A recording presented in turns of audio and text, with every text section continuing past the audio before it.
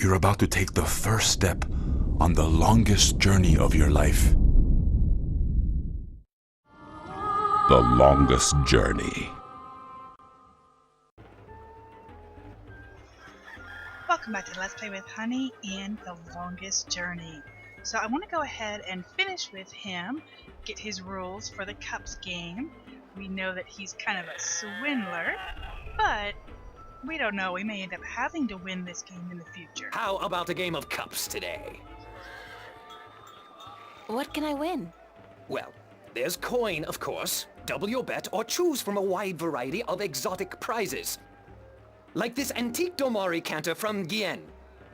A superb replica of Mount Tyranny cast in pure solid iron. A magic walnut from the once glorious island kingdom of Anciel. And this, unique bird. Get me out of here! Keep your beak shut, you scraggly piece of... And he talks! Great for feasts and for the amusement of infants. He's our top prize, a real keeper. Sounds like he wants to get rid of him, huh? No, we don't need to hear it again. How do I play? You put your coin down on the table.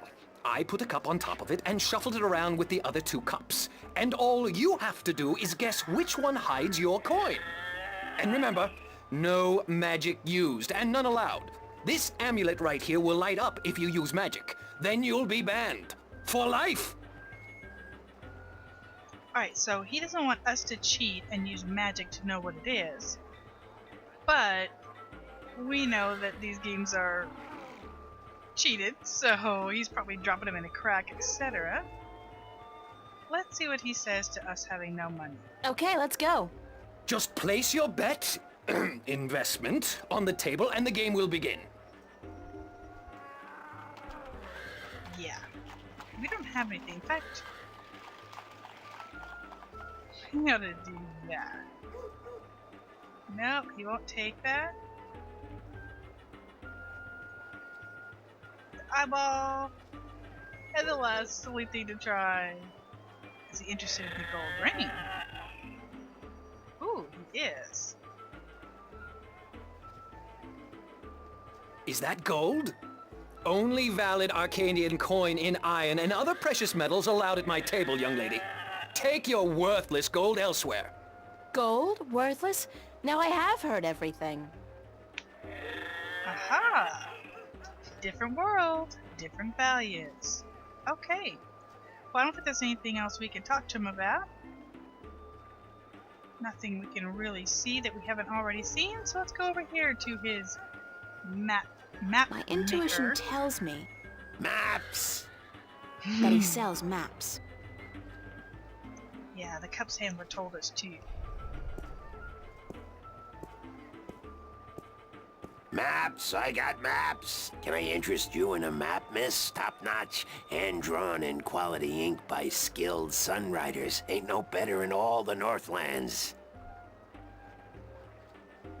Yeah, how much are they? How much are your maps?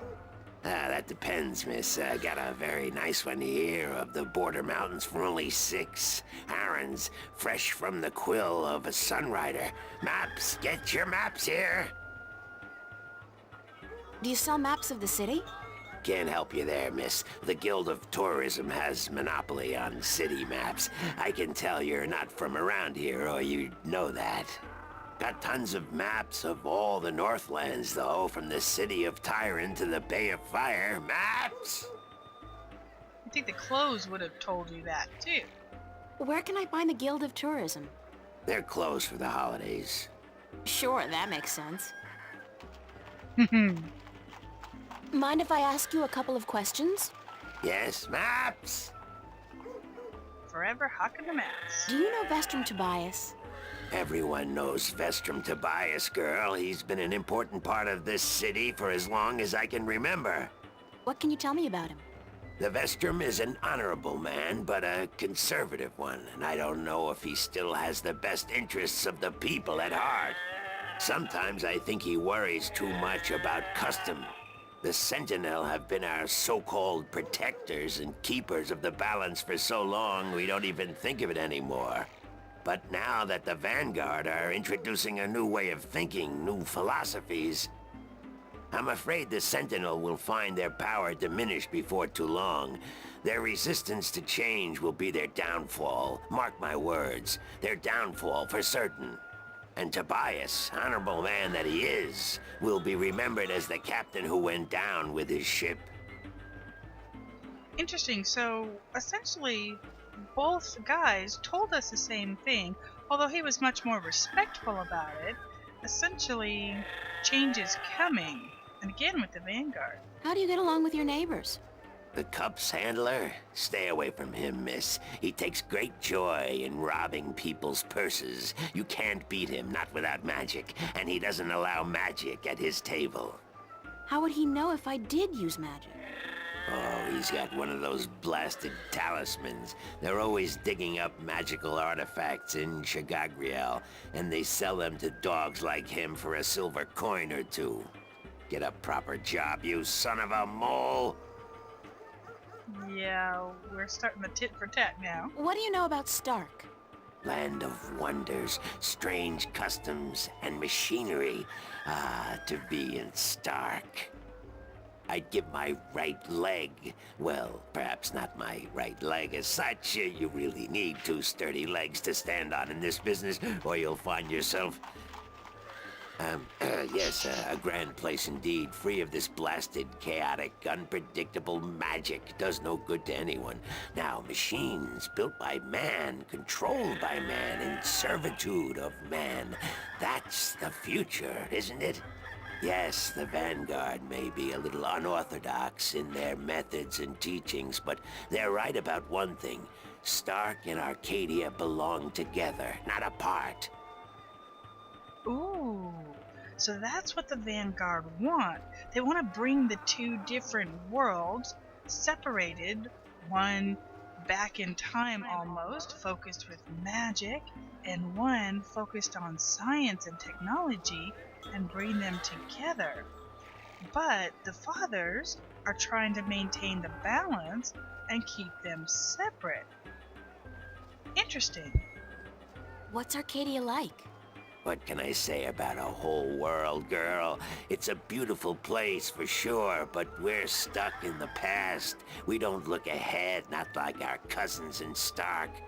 Magic is all well and good, but it won't bring our world into the modern age, and Arcadia is untamed. It's wild and unpredictable. Good for the map business, sure, but not so good for productivity and expansion. No, some people may consider our world a paradise. The Sentinel, for one, they'd prefer to keep it just the way it is. Me, I'd like to see some changes, and fast. Thanks for your help. Maps! Don't think there's anything else, but we might as well try. Mind if I ask you a couple of questions? Yes, maps! Thanks for your help. Maps! Alright, so we finished that up. We don't have any money, so no maps. No maps for me today, thanks.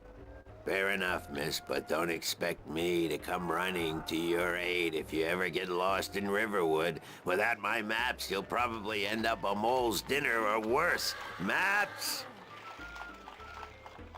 Okay. To the marketplace, just see if there's anything else we can look around. Nope. Just these two stalls.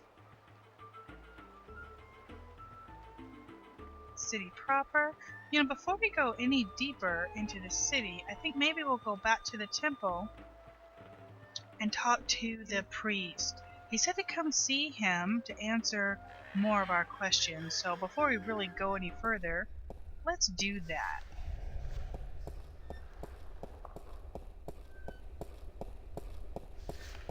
Excuse me, Master Tobias? Tobias. Just call me Tobias, please. I require no ceremony from a distinguished guest such as yourself. Did you enjoy the sights? I don't know. I'm overwhelmed. Walking around out there, seeing with my own two eyes things that can't possibly exist. I kept thinking, it's all a dream. I'll wake up at any moment now and everything will return to normal. But then I realized, I'm still here. It's real. I can touch it. I can smell it. And you know what? It doesn't make sense. Nothing makes sense here. Magic, alien creatures, parallel worlds. I don't believe in those things. I don't believe in fairy tales. In your world, in Stark, there is no room for magic. That is, and always has been, the curse of science, the fallibility of logic and order. They leave no room for the imagination. If it does not fit into the narrow perception of the laws of nature that your world adheres to, it's a fairy tale. But then, magic has its downsides too. It's unpredictable. It invites chaos. It puts the balance in peril in a way that science alone never could. I keep hearing about the balance, and about Stark, and Arcadia, and... This is probably gonna sound strange to you, but I'm clueless. I have no idea what this place is, or what I'm doing here, or... All I know is that something strange is happening in my world, I guess. I had dreams, and the dreams felt so real, and then things started happening in real life too. Things that couldn't happen, and I think I will begin at the very beginning. I believe that is why you were sent here, to learn, to understand, to see for yourself. Like you said, you cannot believe in this place. Well, you will. After you have learned the truth, you will. Come with me, and I will tell you the story of Earth as your books never have. And when your eyes and ears are open to the truth, perhaps your mind will follow. We can only hope. Come. Yes, yes, do tell.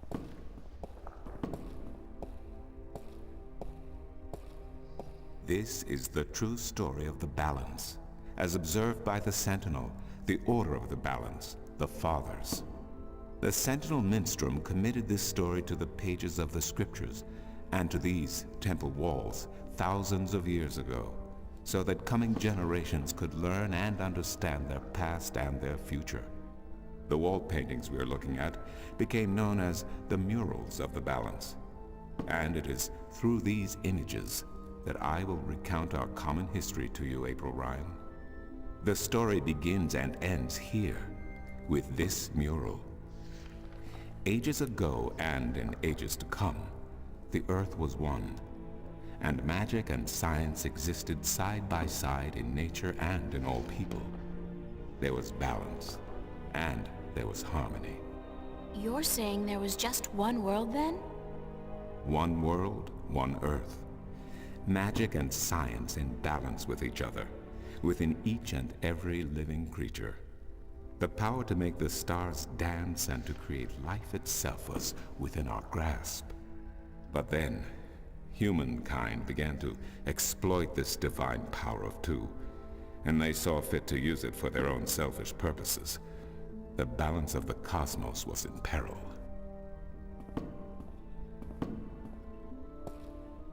Unless something was done, unless man was humbled and learned to fear the power he wrought over cosmos, the twilight of chaos would fall upon Earth. It had happened before, in distant times and on distant worlds, and it would happen again. And every man, woman, and child of every people and every race would be devoured by the coming apocalypse. We were given a visitation then. The Drag Kin, having lived among us for untold generations, rose to offer their guidance and assistance in preserving the balance on our world.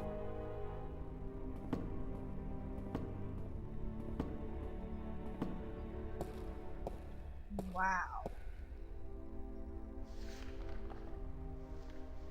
The Drag? I think I've heard that name before.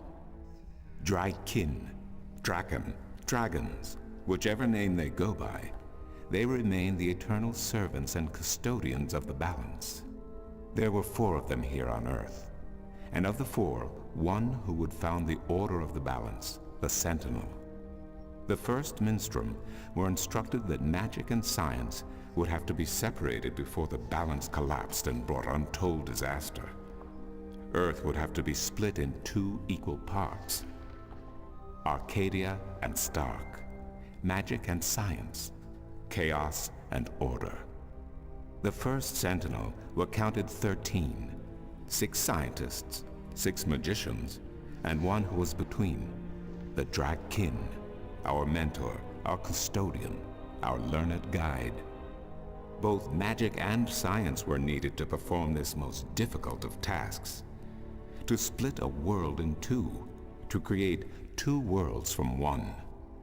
Wasn't the use of that kind of power dangerous to the balance? Yes, and so for this purpose, they built a tower to channel their powers and focus them on the divide that they would create. The kin had brought a disc with them, a disc forged in the fire of their world. Placed at the base of the tower and the epicenter of the divide, the disc and the tower would become one, a conduit for the flow of magic and science. At the appointed hour, the 13 came to the tower, and with them a woman whose destiny was decided by the purpose to which she had been born. She would be the first guardian, the human protector of the balance, who would stay in the tower for 1,000 years to watch over the 2 worlds and to ensure that the flows of magic and science were always equal. And so the ritual began. One world was to become 2, separated by the balance, and each world visible to the other only by way of dreams. Who was ushered into which world was not an arbitrary choice, nor one taken lightly. For the magical creatures, the choice was simple. They had to go to Arcadia. Their kind would not survive in Stark.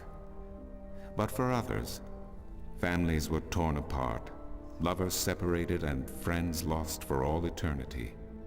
Encircled by the 12 and the one who would be guardian, the disc at the base of the tower began to spin faster and faster as more and more power flowed through it, until it was a blur. Darkness enveloped the tower, but the disc glowed brighter and brighter. Reality turned, and in one moment, a new reality had been created and 2 new worlds born. In the tower there was silence.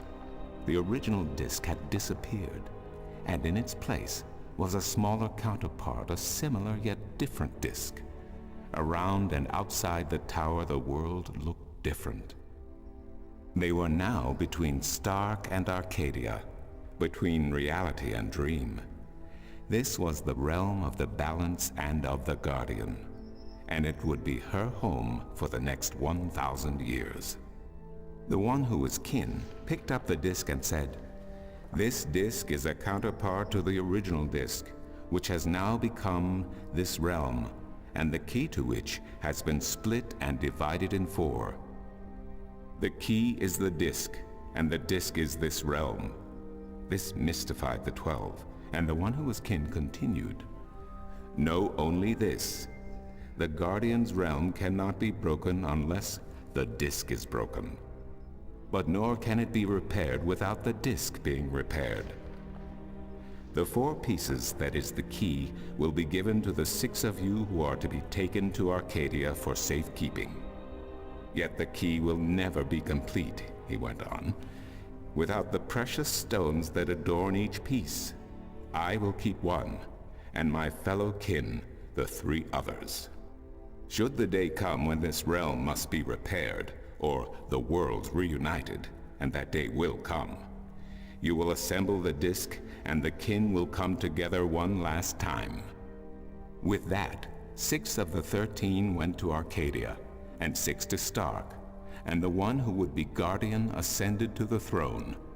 Witness the mural, where her dreams and hopes, her very soul, were locked away in the disc. In service of the balance, these traits were nothing but barriers. Through new eyes, the imbalance between the worlds was as clear as the stars themselves to the Guardian, and with one thought, she channeled chaos from Arcadia and logic from Stark into the disc, and redistributed the power wherever it was needed. A new era had begun. The era of the Guardian. After they left the tower, 2 of the Drakkin went to Stark, the other 2 to Arcadia. The 6 who came to each world started what is now known as the Sentinel, the Order of the Balance. But while in Arcadia the Sentinel thrived, in Stark they did not. In Stark, the memories of magic and the balance could not survive in the face of the new reality of natural laws, of logic, and of science. And soon, very soon, Arcadia became nothing more than legend, a myth, tales of fairies to recount to impressionable children, and stories to frighten and entertain around a fire. And while dreams still brought sights and sounds of Arcadia to those asleep in Stark, they were discounted as mere dreams and nothing more. So that's it? We forgot about our past and about Arcadia? And that's the way things are? Then what's wrong with that? And why does magic from Arcadia seem to have begun leaking through to Stark? That is another long story. But I can tell that you are tired of stories, and so I shall be brief. As I told you, while in Arcadia, the Sentinel grew in numbers and in strength. In Stark, while flourishing for a brief time, they were soon diminished and powerless. Some of the Stark Sentinel did not take kindly to this, and they berated the Arcadian Sentinel for their politics and teachings. The Stark Sentinel wanted people to work towards reunification, while their brothers did not. So the inevitable soon came to pass, and the Stark Sentinel parted ways with their Arcadian brothers, and named themselves the Vanguard.